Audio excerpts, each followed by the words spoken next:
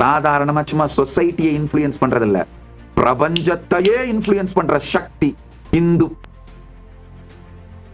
எளிமையான நேர்மையான சிறு பாலகன் நச்சிகேதன், அவனுக்குள்ள அந்த பயோ எலக்ட்ரிசிட்டி உச்சமா இருக்கும் பொழுது அது ஸ்ரத்தையாக வெளிப்பட்டு மரணத்தை கூட எதிர்கொண்டு மரணமினா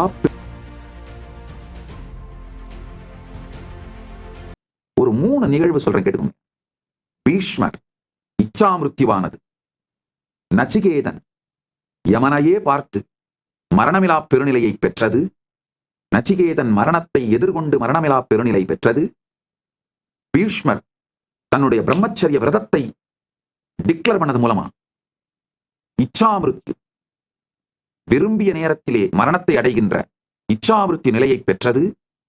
இந்த உத்தராயணம் வருது, இன்னும் 10 நாட்கள்ல பல ஆலயங்கள உத்தராயண புண்ணிய கால பிரம்மோத்சவத்துக்கு கொடியே ஏற்றிட்டாங்க. அண்ணாமலையார் கோவில கூட உத்தராயண புண்ணிய கால பிரம்மோத்சவம் கொடியேறியாச்சு. உத்தராயண புண்ணிய காலம் வருது. இந்த உத்தராயணம் வரும் வரை காத்திருந்து உயிர் விட்டார் பீஷ்மர். அப்படின்னா இச்சாமிருத்தி விரும்பும் பொழுது உயிர் விடுகின்ற சக்தி உடையவராக ஆனார். அடுத்து சாவித்திரி ஒரு படி மேல போய் யமன் கொண்டு போன கணவன் உயிரை மீண்டு கொண்டு வந்தாள். இது 3மே பாத்தீங்கன்னா பயோ எலக்ட்ரிசிட்டியோட மேனிபுலேஷன் பவர் தாங்க.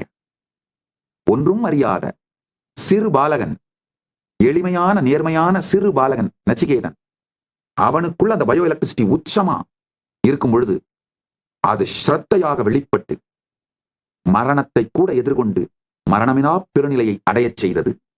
அவனுடைய ஸ்ரத்தை பாத்தீங்கன்னா, யமன் என்னென்னவோ வரம் கொடுத்து டைவர்ட் பண்ண முயற்சி பண்றாரு நச்சிகேதனை. அப்பா, நீ எவ்வளவு நாள் வேணா வாழறதுக்கு, நாடு வீடு காடு சகல சுகங்கள் ஸ்வர்க்கத்தோட ஆத்துணை போகங்கள் எவ்வளவு நாள் நீ வேணும்னு கேட்கறியோ அவ்வளவு நீண்ட ஆயுள் எல்லாம் கொடுக்குறேன், மரணம் இல்லாத நிலை மட்டும் கேட்காத. இவன் எதுக்கும் ஒத்துக்க மாட்டேன்றான், இதுதான் வேணும்.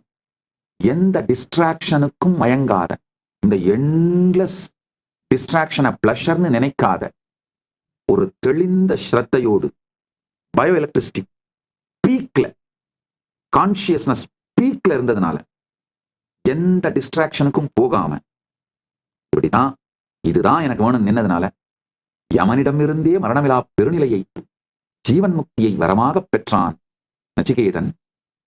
அடுத்து பீஷ்மர் தன்னுடைய தந்தைக்கு பெண் வேண்டும் என்பதற்காக, அந்த பெண்ணுடைய சம்மதத்தை பெறுவதற்காக தான் திருமணமே செய்து கொள்வதில்லை என்று அவர் எடுத்த அந்த முடிவே பயோ எனர்ஜி, பயோ எலக்ட்ரிசிட்டியோட பீக் மேனிபுலேஷன்.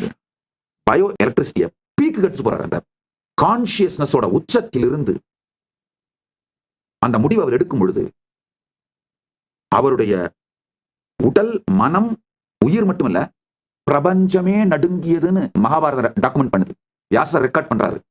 அந்த பீஷ்மருடைய விரதத்தாலே பிரபஞ்சமே நடுங்கியதான். நல்லா புரிஞ்சுக்கோங்க, ஒரு தனி மனிதன் கான்சியஸா எடுக்கிற முடிவு பிரபஞ்சத்தையே இம்பாக்ட் பண்ண முடியுங்க. இதெல்லாம் கதை இல்லைங்கயா, சத்தியம்ங்கயா.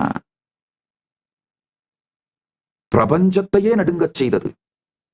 வானவர்கள் மாறி பொழிந்து பீஷ்மர் பட்டம் கொடுக்கிறாங்க. இச்சா மிருத்தி எனும் நினைத்த போது மரணம் என்கின்ற வரத்தை தகப்பன் அளிக்கின்றார். இவருடைய அந்த பயோ எலக்ட்ரிசிட்டியோட பவர், கான்சியஸ்னஸ் பயோ எலக்ட்ரிசிட்டியை இன்ஃப்ளூயன்ஸ் பண்ணி அதோட பவர் இச்சா மிருத்யுவாக வேண்டும் பொழுது மரணத்தை தழுவுகின்ற சக்தியை வெளிப்படுத்துகின்றார், பெறுகின்றார். அடுத்தது சாவித்ரி. ஐயோ, அன்னை சாவித்திரியை நினைந்து வணங்கி, சாவித்ரி கதைங்க, என்ன கதை? அஸ்வபதினு ஒரு அரசர், குழந்தை இல்லாதவர். ஆழ்ந்து கேளுங்கள், மகாபாரதத்துல வனப்பருவத்துல இந்த சாவித்திரியோட கதை டாக்குமெண்ட் பண்ணியிருக்காங்க. ரொம்ப அருமையான கதை. அஸ்வபதிங்கிற ஒரு அரசன், குழந்தை இல்லை, அவர் கடும் தவம் செய்து குழந்தை வர வேணும்னு கேட்கிறாரு. சாவித்ரி தேவி, சாவித்ரி தேவின்ற கடவுள், உங்க சாவித்ரி தேவி அவங்க தோன்றி வரம் கொடுக்குறாங்க, குழந்தை வரம் அமையும்னு. குழந்தை பிறக்குது. அந்த குழந்தைக்கு சாவித்ரி கடவுளுடைய பேரே வச்சிடறாரு. எந்த தெய்வம் அங்கு தோன்றி யாகத்திலே தோன்றி குழந்தை வரம் தந்ததோ அந்த தெய்வத்தோட பேரே வச்சு வளர்க்கிறாரு. சாவித்ரி இந்த குழந்தையும் எக்ஸப்ஷனலா ரொம்ப அருமையான நேர்மை, தவம், சகல நல்ல குணத்தோடையும் வளர்றாங்க. தகப்பன் இந்த குழந்தை வளர்ந்து பருவ வயது வந்த உடனே தகப்பன் சொல்றாரு, அம்மா உன்னுடைய கணவனை துணைவனை நீயே தேர்ந்தெடுத்துக்கொள்னு. சாவித்திரியும் சரின்னு சொல்லிட்டு நாடு முழுக்க சுத்துறாங்க, காடெல்லாம் போய் தேடுறாங்க. அந்த நேரத்துல அந்த பயணம் தேடுகின்ற அந்த நேரத்துல காட்டுல தவசிகள் வாழுகின்ற ஒரு குடிலே சத்தியவானை சந்திக்கிறாங்க. சத்தியவான் யாருன்னா கிங் திமத்சேனர் அவருடைய மகன். அந்த திமத்சேனர் சதி வேலையினாலே கண்ணை இழந்து நாட்டை விட்டு துரத்தப்பட்டு விடுகிறார். சில கூட இருந்தவங்க செஞ்ச சதியில அவர் கண் இழந்து விடுகிறார். கண்ணை இழந்ததுனால நாட்டை நடத்த முடியாம நாட்டை விட்டு துரத்தப்பட்டு விடுகிறார். அவருடைய மகன் தான் சத்தியவான். இந்த சத்தியவான் அந்த தந்தையை கவனித்துக் கொள்வதையெல்லாம் பார்த்து சாவித்ரி சத்தியவானை தன்னுடைய கணவனாக தேர்ந்தெடுக்கின்றாள். இது சாவித்ரி தந்தைக்கு சொல்றாங்க. தந்தை நல்லா பண்ணிடலாம், நல்ல திருமணம் செஞ்சு வச்சிடலாம் அப்படின்னு ஏற்பாடு பண்ணும்பொழுது நாரதர் அங்க அப்பியர் ஆகி சாவித்திரியோட தந்தையான அஸ்வபதி கிட்ட சொல்றார், ஐயா அரசே அஸ்வபதி ராஜா கேளு, சத்தியவானுக்கு விதி 1 வருடத்திலே முடிந்து விடுகின்றது. 1 வருடத்துல அவன் இறந்து போயிடுவான். அவனுக்கு போய் உன்னுடைய மகளை கல்யாணம் பண்ணி வைக்கிறியே, பரவாயில்லையா? நாரதருடைய வேலை அதான், எப்பவுமே கொளுத்தி போட்டு போயிடுவாரு. ஆனா நல்லவர். நாரதர் செய்யும் கலகமெல்லாம் நன்மையில் முடியும். நாரதர் ஒரு கோமாளி கிடையாது, அவர் ஒரு பெரிய ரிஷி. நாரதர் திருவடி வணங்கி அவரை பணிந்து அவரை நினைந்து கதையை தொடர்கின்றேன். யாராவது கொஞ்சம் நேரம் இருந்தா ஏல படிச்சீங்கன்னா கூட போதும். நாரத பக்தி சூத்திரங்களை மட்டும் மொத்தமும் படிச்சீங்கன்னா நல்லது, ஒரு உத்தமோத்தமம். இல்ல ஜஸ்ட் ஒரு 10 பேஜ் அளவுக்கு ஏஐடே கேளுங்க, ஒரு 10 பேஜ் அளவுக்கு நாரத பக்தி சூத்திரத்தை சாரமா கொடுப்பா அப்படின்னு கேட்டு அதை சும்மா படிச்சீங்கன்னா கூட நாரதரின் மகத்துவம் புரியும். அவர் நீங்க சினிமால டிவி சீரியல்ல பாக்குற மாதிரி கோமாளி கிடையாதுங்கய்யா, மிகப்பெரிய ரிஷி, மகரிஷி. கொஞ்சம் நாரத பக்தி சூத்திரம் படிச்சிட்டீங்கன்னா நிஜமான பக்தி என்னன்னு புரிஞ்சிருங்க. நல்லது, டைம் இருக்கும்போது படிங்க. நாரதர் இங்க அஸ்வபதிக்கு சொல்லிடுறார், 1 வருஷத்துல சத்தியவான் இறந்து போயிடுவான், அவனுக்கு போய் உன் பொண்ணை கொடுக்குறியே. உடனே அஸ்வபதி ஓடி அம்மா சாவித்ரி, நாரதர் இப்பதான் சொன்னாரு ஒரே 1 வருஷத்துல அவன் இறந்து போயிடுவானா, அவனுடைய விதி முடிஞ்சிருதான், நீ வேற ஒரு கணவனை தேர்ந்தெடம்மா. சாவித்ரி சொல்றா, கற்புடைய பெண் தன் வாழ்வில் 1 முறை மட்டும்தான் கணவனை தேர்ந்தெடுப்பாள், 2வது முறை தேர்ந்தெடுக்க மாட்டேன், அவரை தேர்ந்தெடுத்துட்டேன், அவர்தான் கணவர். நல்லா புரிஞ்சுக்கோங்க. பிசிக்கல் மெச்சூரிட்டி ஆகாத பருவத்தில் இருக்கிற மனிதன் அந்த குழந்தையோட கான்சியஸ்னஸ் உச்சத்துக்கு போய் பயோ எலக்ட்ரிசிட்டி பீக் பர்ஃபார்மன்ஸுக்கு போச்சுன்னா அது ஸ்ரத்தையாக வெளிப்படும், பயமின்மையாகவும் ஸ்ரத்தையாகவும் நேர்மையாகவும் வெளிப்படும். ஒரு பிசிக்கலி மெச்சூர்டான ஒரு பர்சன் உடம்புல பியூர் கான்சியஸ்னஸ் மேனிஃபெஸ்ட் ஆகி பயோ எலக்ட்ரிசிட்டி உச்சத்துக்கு போய் வெளிப்பட்டுச்சுன்னா அது பிரம்மச்சரியமாக வெளிப்படும், தியாகமாக வெளிப்படும். ஒரு பெண் பிசிக்கலி மெச்சூர்டான ஒரு பெண்ணுடைய உடம்புல கான்சியஸ்னஸ் உச்சத்துக்கு போய் பயோ எலக்ட்ரிசிட்டி பெஸ்டா மேனிஃபெஸ்ட் ஆச்சுன்னா அது கற்பாக வெளிப்படும். சாவித்ரி சொல்றா, மனத்தால் இவன்தான் என் கணவன் என முடிவு செய்து விட்டேன், இன்னொரு முறை அதை மாற்றவோ முடிவை மாற்றவோ இன்னொருவரை தேர்ந்தெடுக்கவோ இயலாது. கற்பு வருங்க. திருமணத்துக்கு முன்பாகவே மனத்தால் முடிவெடுத்து விட்டாலே கற்பு, அந்த முடிவுக்கு கற்பு. இதே சூழலை திருநாவுக்கரசுடைய தமக்கை அவங்களுடைய வாழ்க்கையிலையும் பார்க்கலாம். ஆழ்ந்து கேளுங்கள். இங்க கடைசியா சாவித்ரி என்ன பண்றாங்க, சத்தியவானைத்தான் திருமணம் செய்து கொள்வேன் முடிவெடுத்து ராயல் லக்ஸுரி எல்லாத்தையும் துறந்து காட்டிலேயே போய், ராயல் லக்ஸுரின் அரண்மனை வாழ்க்கை, சுகபோக வாழ்க்கை எல்லாத்தையும் துறந்துட்டு சத்தியவானோடு சென்று காட்டிலேயே சென்று வசிக்கிறார்கள். சத்தியவானுக்கும் சத்தியவானுடைய தாய் தந்தைக்கு, அது மாமனார் மாமியாருக்கும் பக்தியோடும் ஸ்ரத்தையோடும் சேவை செய்து அங்கேயே வசிக்கிறாங்க. ஹிந்து ஃபெமினிசம், இந்து பெண்ணியம் மிகவும் சக்தி வாய்ந்தது. சாதாரணமா சும்மா சொசைட்டியை இன்ஃப்ளூயன்ஸ் பண்றதில்ல, பிரபஞ்சத்தையே இன்ஃப்ளூயன்ஸ் பண்ற சக்தி இந்து பெண்ணியம். வெஸ்டர்ன் ஃபெமினிசத்துக்கும் இந்து பெண்ணியத்துக்கும் மிகப்பெரிய வித்தியாசம் இருக்கு. அமைதியாக இருந்து பிரபஞ்சத்தையே இன்ஃப்ளூயன்ஸ் பண்றது இந்து ஃபெமினிசம், இந்து பெண்ணியம். கற்பு உயிர் சம்பந்தப்பட்டதுங்கய்யா, கான்சியஸ்னஸ் சம்பந்தப்பட்டது. சத்தியவானை தேர்ந்தெடுத்து விட்ட காரணத்தினாலே, முடிவு செய்து விட்ட காரணத்தினால். ஆனா கான்சியஸா தான் முடிவு எடுக்கிறாங்க. ஆனா முடிவெடுத்த பிறகு கான்சியஸா அந்த முடிவிலே ஸ்திரமாக இருந்து அவருக்கும் அவர் தாய் தந்தை மாமனார் மாமியாருக்கும் சேவை, பக்தியோடு சேவை செய்வதிலே வாழ்க்கையை கழிக்கின்றார். நாரதர் சொன்ன மாதிரியே அந்த குறிப்பிட்ட நாளிலே சாவித்ரி தியானமும் பூஜையும் பிரார்த்தனைகளும் விரதமும் செய்து சத்யவானுடையே உடன் இருந்து உடனேயே இருக்கின்றார். சத்யவான் காட்டுக்குள்ளே விறகு எடுக்க செல்லும் பொழுது திடீர்னு கொலாப்ஸ் ஆகி விழுந்து இறந்துடுறாரு. சாவித்திரியோட மடியிலேயே இறக்கிறார். எப்படி சொல்லப்பட்டதோ அந்த நாரதர் சொன்னபடியே சத்யவான் இறந்துடுறாரு. யமன் வந்து சத்யவானுடைய உயிரை எடுத்துச் செல்லும் பொழுது சத்யவான் உயிர் உடனேயே சாவித்திரியும் தொடர்ந்து செல்லுகின்றாள். இதெல்லாம் கதை இல்ல. சுத்தி நடக்கிற பல விஷயங்களை பார்க்கறதுக்கான சக்திகளை உங்கள் கண்கள் இழந்து விட்ட காரணத்தினால் யமன் வர்றார், கூட்டுட்டு போறார்ன்றதெல்லாம் கதை இல்ல.